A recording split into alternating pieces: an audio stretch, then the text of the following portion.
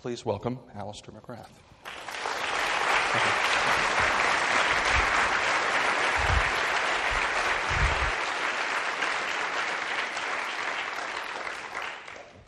Well, thank you very much, and it's very good to be with you tonight.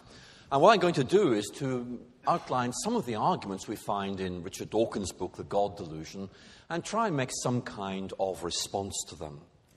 And it's a very interesting book. It's 400 pages long. And what I find myself wondering is this: why is it necessary to write a 400-page book explaining that God is a delusion if this is not actually self-evidently true? As you probably know, the background to this book is very, very intriguing. I grew up in Northern Ireland in the 1960s, and I was an atheist at that stage. It seemed to me self-evidently true that A, religion was dangerous, leading to violence, and B, it was on its way out. And certainly that was very much the mood of the 1960s. Those of you who are around then will remember that there were these very confident predictions that religion will be giving way to a secular phase in Western culture, that in effect religion was already on its way out, and that basically we were entering into almost something approaching a godless phase in Western culture. And as you will all know, it just hasn't worked out like that.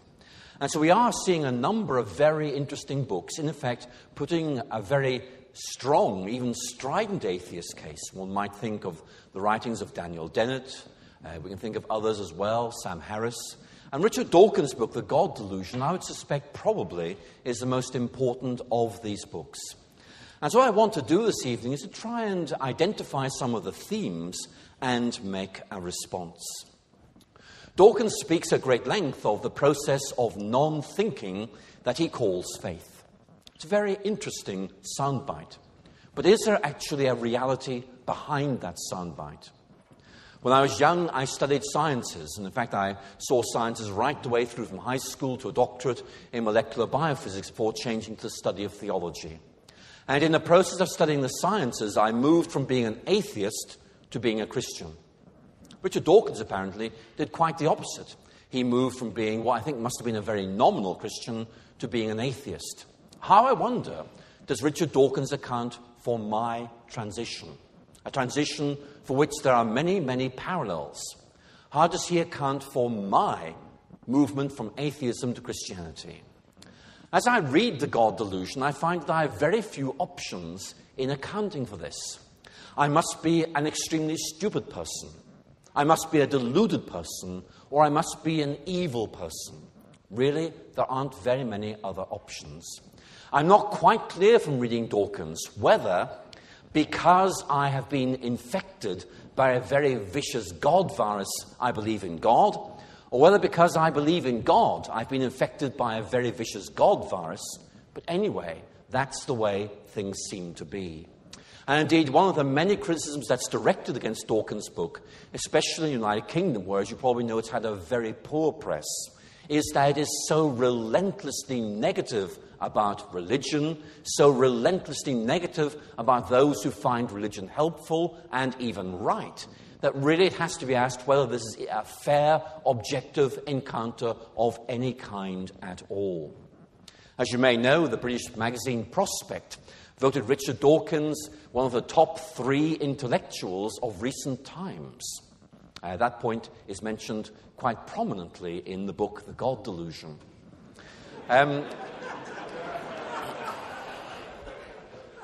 What I think will not be mentioned in the paperback edition is Prospect's review of the book, which begins by laying out the title, Dawkins the Dogmatist. Why, it asked, was he able to write such a bad book? And lays out the main lines of the argument they want to make.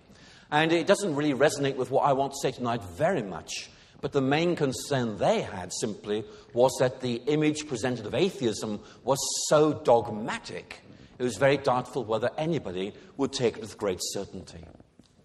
But let's just begin to look at the arguments and see where they take us. Dawkins, as I said, describes faith as a process of non-thinking. It is something that is infantile. It's a very interesting comment. We find a similar comment, of course, in Sigmund Freud. Freud, by the way, is not mentioned in the God Delusion. I think he needs to be, because in many ways Dawkins is developing Freud's ideas, and I think encounters the same difficulties as well. And Dawkins, of course, has a very simple analogy, which he gives in many of his writings to make this point. Believing in God is like believing in Santa Claus.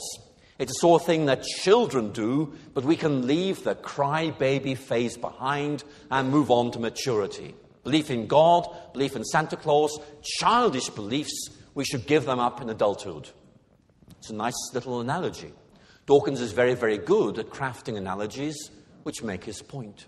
But the analogy isn't valid. How many people do you know who, not believing in Father Christmas at the age of 6, do start believing him at the age of 18, or 35, or 50, or even, in the case of Anthony Flew, a recent mover away from atheism to belief in God, in their 70s? People do give up believing in Santa Claus. I gave up believing in Santa Claus when I was 6, I think, but I let my parents think I kept on believing it because I was aware it kind of had some advantages.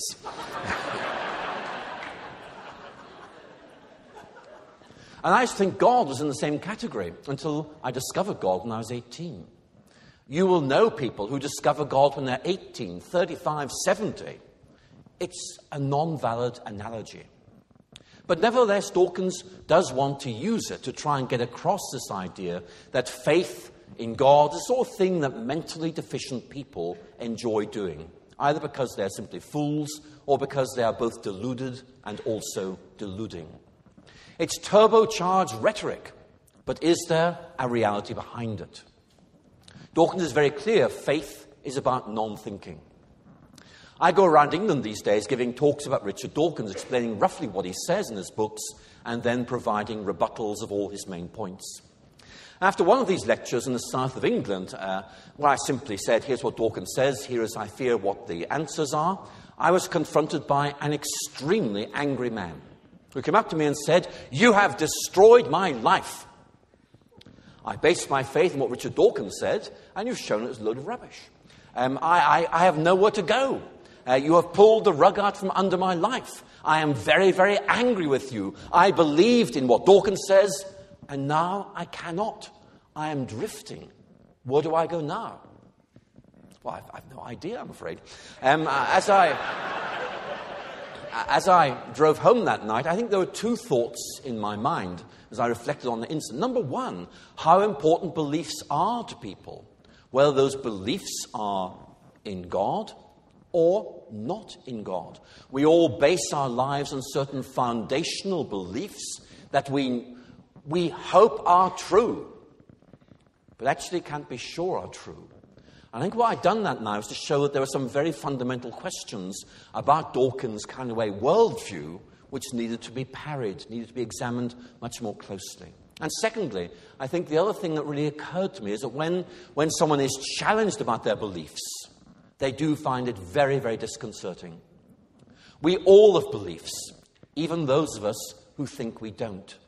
And atheism, I want to say to you, is a belief system as much as Christianity or Buddhism or Islam. And I'll come back to that point later because I think it is very important. But I want to move on, if I may, and move on to a major theme we find in Dawkins' writings, especially in this book, The God Delusion.